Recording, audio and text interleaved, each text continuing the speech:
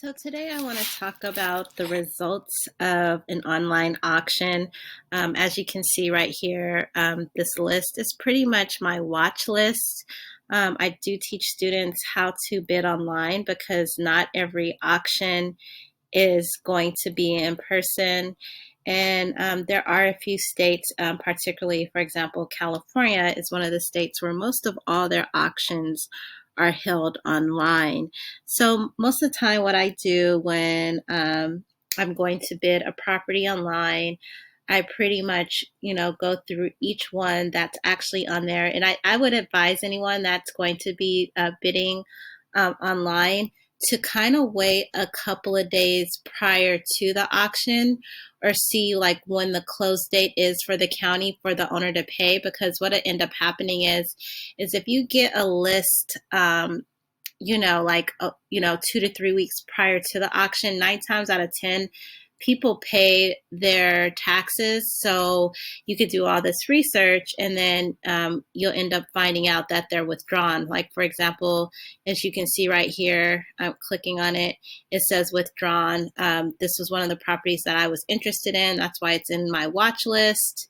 And so what you'll find is that it's really important to kind of like wait a little bit so you can see what actually what actually is actually going to go to sell online auction. So this was my my list, and interesting enough, this one I hadn't even checked till today because I was kind of disappointed.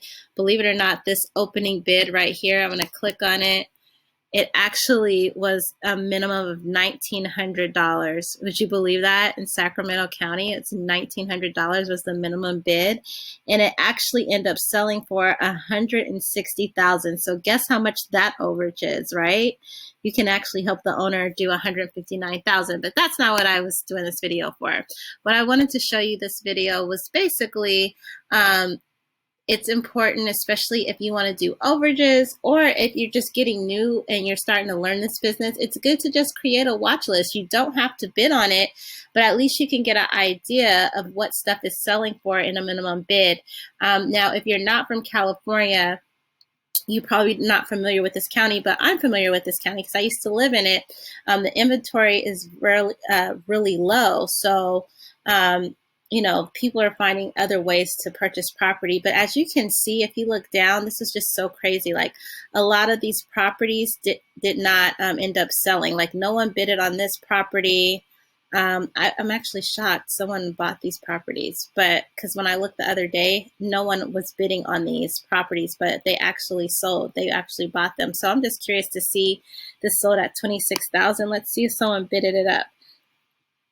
Nope. They brought it for the minimum bid. They bidded on it and they won. So actually, one of the things I tell people about investing in tax deeds, it is a very niche market. And believe it or not, only one person bid on it. You see that? There was only one bid. So where's the competition? But what a lot of people don't know is that there is money in land. And that's why I actually had these on my watch list, because they were land. I just didn't want to pay this amount of money for this area. But I just wanted to kind of like go over this and let you know, like sometimes you can do this just so you can get a gauge of what stuff sells for. You can create your own watch list as though you're going to bid, even though you don't have to. As you can see, I only placed one bid. I actually was going to go up to 121,000, but once I looked, it was beyond my maximum point. This is still a good buy because this property actually was worth 185. So whoever wanted at 160, they're going to walk in at $20,000 of equity if it didn't need to be fixed up. So I just wanted to kind of cover over my results of my Sacramento County auction bid. I didn't win anything on the online auction. If this was helpful, or if you have any questions, please put comments below. Please like and subscribe to my channel, and I look forward to investing with you.